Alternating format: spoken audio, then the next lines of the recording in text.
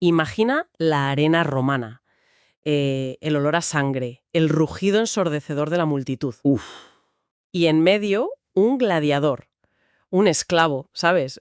Comprado y vendido, alguien destinado a morir para entretener. sí. Pero este hombre, Espartaco, se negó a aceptar ese destino y, bueno, acabó desafiando al mismísimo Imperio Romano. Al más poderoso del mundo en ese momento, sí. Su nombre, Espartaco, todavía hoy resuena.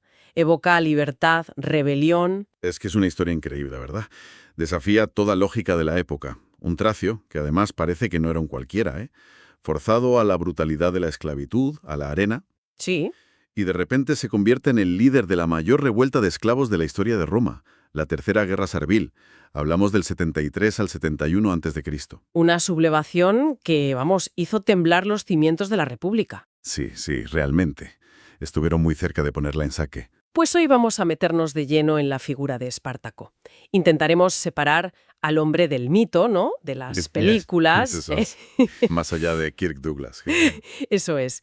Exploraremos lo que cuentan las fuentes antiguas para entender de dónde venía, cómo fue esa increíble trayectoria de su ejército de rebeldes y por qué, bueno, por qué su historia sigue siendo tan relevante hoy. Vamos a seguirle la pista, digamos, desde sus posibles orígenes nobles en Tracia, que ya tiene tela, ¿Ya ves? hasta su muerte en batalla.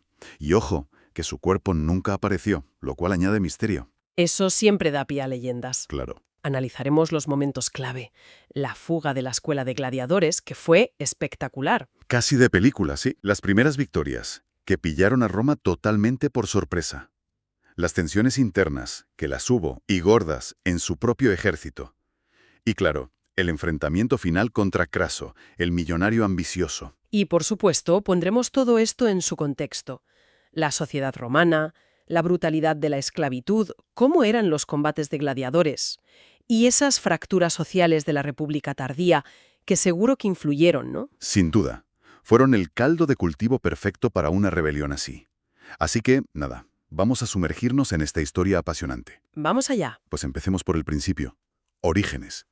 Espartaco era tracio, de la tribu de los medos que estaban ahí, en una zona entre Tracia y Macedonia. Hoy sería Bulgaria, parte de Grecia. Una zona ya bastante influenciada por la cultura griega, ¿verdad? Helenizada. Sí, exacto. Y lo interesante es que las fuentes, los cronistas romanos, lo describen como un tipo culto, inteligente. No el bárbaro bruto que a veces imaginamos. Para nada. Y hay más. Se dice que su esposa era una especie de profetisa. En Tracia, esos roles solían estar reservados a las élites. O sea que podría ser de origen noble. Es una posibilidad muy, muy real. A ver, el nombre Espartaco era bastante común entre la realeza tracia. Anda, mira. Y luego está el tema de su devoción a Dionisio, el dios del vino, del éxtasis, muy importante en Tracia. Hay historias sobre profecías que le auguraban un gran destino. Todo esto, bueno, sugiere que no era un simple campesino antes de caer en desgracia. Fascinante. ¿Y cómo acaba alguien así, un posible noble tracio, en una escuela de gladiadores en Capua, en el sur de Italia? Pues, lo más probable... A ver, Roma conquista su tierra. Le fuerzan a servir en las tropas auxiliares romanas. Él deserta. Algo bastante común, supongo. Sí, pero peligroso. Le capturan, probablemente junto a su esposa, y como no era ciudadano romano, directo a ser vendido como esclavo. ¿Y ahí es donde entra Lentulo Batiato? Exacto. Debió ver su fuerza física, su porte, y lo compró para su ludus, su escuela de gladiadores cerca de Capua.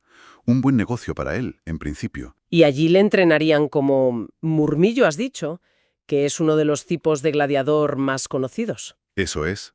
El murmillo llevaba la gladius, la espada corta romana. Un escudo grande rectangular, como el de los legionarios. Protecciones en piernas y brazo, y el casco ese de bronce tan característico con la cresta. Un entrenamiento brutal, me imagino. Durísimo. A ver, el objetivo era crear máquinas de luchar para el espectáculo. No importaba mucho la persona. Claro, porque la vida del gladiador, por mucha fama que algunos alcanzaran, que alguno hubo, socialmente estaban en lo más bajo, ¿no? Totalmente. Eran propiedad de otro. Mercancía humana. Su destino era morir para divertir a la gente. Séneca lo describe de forma muy cruda, ¿sabes? ¿Qué decía? Pues que por la mañana echaban umbres a las fieras y por la tarde gladiadores a matarse entre sí, para que el público no se aburriera. Era la cosificación total. La mayoría, vamos, no duraban muchos combates. Uf, qué panorama. Pero Espartaco, en esa escuela de Capua, en el 73 a.C., dijo basta. Exacto. Junto a otros gladiadores como Crixo y Enomao, que eran galos, y otros, quizás Cánico o Casto, tramaron una fuga. ¿Cuántos eran? El plan inicial parece que involucraba a unos 200, pero les descubrieron. Aún así, consiguieron escapar unos 70 u 80. ¿Y cómo? Pues de una forma bastante improvisada, usando cuchillos de cocina y otros cacharros como armas. Anda ya. ¿En serio? Sí, sí, lo que pillaron. Ya te dice algo de su desesperación y su ingenio, ¿no? Desde luego. Pura determinación. Y tuvieron suerte al principio. Se toparon con un carro que llevaba armas de gladiadores. Se hicieron con ellas y, ya mejor armados, pues consiguieron derrotar a la pequeña guarnición de Capua que salió a detenerlos. ¿Y buscaron refugio? ¿Dónde? En un sitio estratégico, el Monte Vesubio, un volcán, buena defensa natural. Desde allí empezaron a hacer incursiones, a saquear villas y granjas cercanas para sobrevivir y conseguir recursos. ¿Y cómo se organizaron? ¿Espartaco era ya el jefe indiscutible? A ver, las fuentes romanas tienden a presentarlo así como el líder único, pero es más probable que al principio fuera un liderazgo más compartido. Quizás con Crixo, Enomao, cada uno liderando a los suyos, galos, germanos. Tendría sentido. Lo que sí parece claro es que establecieron un sistema de reparto equitativo del botín. Y eso fue fundamental. Claro, eso atraería a más gente. Exacto. Muchísimos esclavos que huían de las plantaciones de la zona se les unieron. Pero ojo, también hombres libres pobres, pastores, campesinos sin tierra. El grupo inicial de gladiadores empezó a crecer y a diversificarse muy rápido. Y aquí es donde Roma comete su primer gran error, ¿no? La subestimación. Totalmente. Para el Senado, al principio, esto era un problema de orden público. Una banda de fugitivos, ¿sabes? Nada serio. Además, tenían las legiones buenas ocupadas en otros sitios. Profesionales eran más bien milicianos, al mando de un pretor, Cayo Claudio Glabro. Un magistrado con poder militar, pero no un general experimentado. Eso es. Y su táctica parecía lógica sobre el papel: bloquear la única subida conocida al Vesubio y esperar a que se rindieran por hambre. Pero... Pero Glabro cometió un error de novato, o de pura arrogancia. No fortificó su propio campamento. Pensó que no hacía falta. Y Espartaco lo vio. ¿Y cómo? Demostró una audacia táctica brutal. Sus hombres hicieron cuerdas con vides silvestres que crecían por allí y bajaron por la cara más escarpada del volcán, la que se suponía inaccesible. Vaya maniobra. Totalmente inesperada. Cayeron sobre el campamento romano por la retaguardia. Les pillaron durmiendo, vamos. La derrota de Glabro fue absoluta. Un golpe tremendo para Roma, no solo militar, sino también moral. Claro. Demostró que estos simples esclavos eran capaces de usar la astucia, el terreno, contra la rigidez romana. Y encima, capturaron armas, equipo, mejoraron muchísimo su capacidad. Este patrón se repetirá: usar la sorpresa contra un enemigo predecible. Roma tuvo que reaccionar de forma más seria. Enviaron a otro pretor, Publio Varinio, esta vez con tropas algo mejores. Sí, pero Varinio también lo subestimó. Intentó rodearlos, dividió sus fuerzas. Otro error. Craso error. Espartaco, que debía tener buenos exploradores o simplemente era muy listo leyendo al enemigo, aprovechó esa división, atacó a las columnas romanas por separado y las derrotó una a una. Y aquí viene la humillación máxima, ¿no? Sí, sí. Espartaco capturó a los victores de Varinio con las fases, que eran el símbolo del poder romano, la autoridad máxima.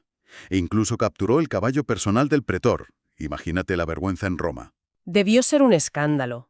Después de estas victorias, durante el invierno del 73 al 72 a.C., la cosa cambió, ¿verdad? Ya no eran solo fugitivos. ¿Qué va? Se dedicaron a organizar un verdadero ejército. Y crecía sin parar. Las cifras que se dan son enormes para la época, ¿eh? Se habla de 70.000, quizá incluso más. 70.000. Es una barbaridad. Formaron unidades de infantería, de caballería, aprovecharon las habilidades de todos los que se unían, herreros para las armas, carpinteros, quizás hasta médicos. Se estaban organizando en serio. Y es importante recordar quiénes se unían, no solo esclavos. Efectivamente. Eso es clave. Se sumaron muchísimos ciudadanos romanos pobres, campesinos arruinados por los grandes latifundios trabajados por esclavos, pastores, veteranos de guerra descontentos. O sea que la rebelión se convirtió también en un estallido social. Exacto. Reflejaba las tensiones enormes que había en la República tardía. La brecha entre ricos y pobres era brutal. Claro, y Roma ya había tenido otras guerras de esclavos antes, en Sicilia. Sí, dos grandes, pero esta era distinta. Por la escala, por ser en Italia, en el corazón del poder, y por la capacidad militar que demostró Espartaco. Las de Sicilia fueron terribles, pero nunca amenazaron directamente a Roma como esta. ¿Y cuál era el objetivo de Espartaco? ¿Marchar sobre Roma? La mayoría de las fuentes dicen que no, que su plan era más pragmático, sacar a su gente de Italia, cruzar los Alpes y que cada uno fuera a su tierra, a la Galia, a Germania, a ser libres lejos de Roma. Sabía que a largo plazo no podía ganar contra todo el poder romano. Seguramente, era realista. Enfrentarse a Roma de tú a tú era un suicidio a la larga. Pero justo cuando parecía que tenían un plan claro, surgen problemas internos. Sí, primero muere uno de los líderes iniciales, Enomao, en algún combate. Y lo más grave, surge una división muy fuerte entre Espartaco y Crixo, el otro gran líder galo. ¿Sobre qué? Sobre el objetivo. Espartaco quería irse al norte, escapar. Pero Crixo, apoyado por muchos galos, germanos y quizás esos romanos pobres que se habían unido, no querían irse de Italia. ¿Qué querían ellos? Venganza. Saqueo. Quizás sí soñaban con marchar sobre Roma. Eran el ala más radical, digamos, menos estratégica, más visceral. ¿Y esa división? Acabó en ruptura, sí. El ejército se partió en dos. Espartaco tiró para el norte con el grupo más grande, buscando los Alpes. Y Crixo, con varias decenas de miles, se fue hacia el sur. A buscar guerra, básicamente. ¿Y qué pasó con Crixo? Pues le fue mal. Cerca del monte Gargano, en Apulia, le interceptaron los romanos, al mando del propretor Arrio. Le derrotaron y Crixo murió en la batalla. Vaya. Hay crónicas que dicen que sus hombres, después de una victoria inicial, se pusieron a celebrar con vino y los pillaron desprevenidos. Un final un poco triste y, bueno, previsible. Quizás. Mientras tanto, Espartaco seguía hacia el norte. Y seguía ganando. Sí. Demostró otra vez su genio militar.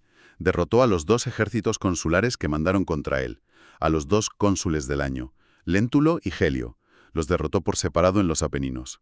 Victorias muy importantes contra legiones romanas. Pero hay un episodio oscuro aquí, ¿no? ¿Algo sobre prisioneros romanos? Sí, algunas fuentes lo cuentan. Dicen que, en venganza por la muerte de Crixo, Espartaco obligó a unos 300 prisioneros romanos a luchar a muerte entre sí, como gladiadores. Uf, qué ironía más macabra. Terrible. Una inversión brutal de los papeles, si es que ocurrió de verdad, claro. A pesar de perder a la gente de Crixo, el ejército de Espartaco seguía siendo enorme. Más de 100.000 quizás. Sí, era una fuerza formidable. Llegó hasta la Galia Cisalpina, lo que hoy es la llanura del Po, y allí otra victoria. Derrotó al gobernador de la zona, Cayo Casio Longino, en Módena. Entonces, el camino a los Alpes estaba libre. Podía haber escapado. Exacto. Tenía la puerta abierta para cumplir su plan original. Podía haberse ido. Pero no lo hizo. No. Y aquí viene el gran misterio, el giro inexplicable. En lugar de cruzar los Alpes hacia la libertad, todo el ejército da media vuelta y empieza a marchar otra vez hacia el sur de Italia. Sigue sin entenderse muy bien por qué, ¿verdad? No hay una respuesta clara. Es pura especulación. Exceso de confianza, quizás. Después de tantas victorias, se creyeron invencibles. Podría ser. O quizás fue la presión de sus propias tropas. Muchos eran itálicos, no querían irse. Otros querían seguir saqueando. O tal vez Espartaco sintió que tenía que ceder para mantener unido al grupo, para no perder el liderazgo. Es frustrante no saberlo. Totalmente. Es un punto de inflexión clave y nos faltan datos. Pero el hecho es que vuelven al sur. Año 71 a.C. El ejército rebelde marcha de nuevo hacia el sur. Se acercan a Roma. Sí, provocan el pánico en la ciudad. Aunque Espartaco, seguramente consciente de que asaltar Roma era imposible, con sus murallas y demás, no lo intentó. Pero la amenaza era real. El Senado tuvo que tomar medidas drásticas. Ya no valían pretores ni cónsules normales. No. Y aquí es donde entra en escena Marco Licinio Craso, el hombre más rico de Roma. Ambicioso como pocos. Buscaba desesperadamente gloria militar para ponerse a la altura de su gran rival Pompeyo. Y vio su oportunidad. Se ofreció voluntario. Dijo, yo me encargo. Y el Senado desesperado le dio poderes extraordinarios y un ejército enorme. ¿Cuántos hombres? Unas 8 legiones. Esos son unos 40.000 o 50.000 hombres. Y Craso puso más de su propio bolsillo. Pero ojo, eran tropas que estaban desmoralizadas por las derrotas anteriores contra Espartaco. Tuvieron un mal comienzo, de hecho. Sí. Uno de los lugartenientes de Craso, un tal Mumio, atacó sin órdenes. Se lanzó de cabeza, y Espartaco le dio una buena tunda. Muchos legionarios huyeron en pánico. Y Craso reaccionó con una brutalidad tremenda, la vecimatio. Sí. Un castigo terrible, casi olvidado ya en esa época. Consistía en elegir a uno de cada 10 soldados de las unidades que habían huido. Por sorteo, Y los mataban. sus propios compañeros. A palos, una forma brutal de restaurar la disciplina. El mensaje era claro. Os conviene temerme a mí más que al enemigo. Y funcionó. A sangre y fuego, pero funcionó. Con las tropas bajo control, Craso empezó a hacer las cosas bien. Presionó a Espartaco, le fue empujando hacia el sur, hacia la punta de la bota de Italia. Hacia Regio. Allí Espartaco se vio acorralado. Intentó una última vía de escape. Cruzar a Sicilia. ¿Por qué Sicilia? Quizás para reavivar las antiguas revueltas de esclavos de allí, para buscar apoyo. Negoció con piratas cilicios para que le pasaran a unos 2000 hombres al otro lado del estrecho de Mesina. ¿Y funcionó? No. Los piratas le engañaron. Cogieron el pago y le dejaron tirado en la costa italiana. Una traición total. Vaya palo. Y Craso vio su oportunidad. Exacto. Para encerrarlo definitivamente, construyó una obra de ingeniería militar impresionante, una muralla y un foso que cruzaban todo el istmo, de costa a costa, unos 60 kilómetros de fortificación. 60 kilómetros. Sí, sí, una barrera para atrapar a Espartaco y su ejército y dejarlos morir de hambre allí encerrados. Parecía el fin. Atrapados entre el mar y la muralla. Pero Espartaco volvió a sorprender. Una vez más. Su ingenio en situaciones límite era increíble. Aprovechando una noche de tormenta de nieve, consiguió rellenar parte del foso con tierra, ramas, lo que fuera, y rompió el bloqueo romano por un punto. Logró escapar. Escapó con parte de su ejército hacia Lucania. Otra fuga casi milagrosa. Y otra humillación para Craso. Pero el respiro duró poco. El Senado en Roma estaba impaciente. Muy impaciente. Y quizás desconfiaban ya de Craso. Llamaron a otros generales. A Pompeyo, que volvía victorioso de Hispania y marchaba hacia el sur. El gran rival de Craso. Exacto. Y a Lúculo, otro general importante que desembarcaba en Brindisi con tropas de Oriente. Espartaco se veía amenazado por 3 ejércitos romanos. Era una pinza mortal. Craso también debió sentir la presión. Si llegaba a Pompeyo, le robaría la gloria. Sin duda. Eso le hizo ser más agresivo. Incluso se habla de otra posible división entre los rebeldes en este momento. Un grupo bajo Cánico y Casto que se separa y es aniquilado por Craso, debilitando aún más a Espartaco. ¿Intentó negociar Espartaco? Sí, lo intentó con Craso, antes de que llegaran los otros.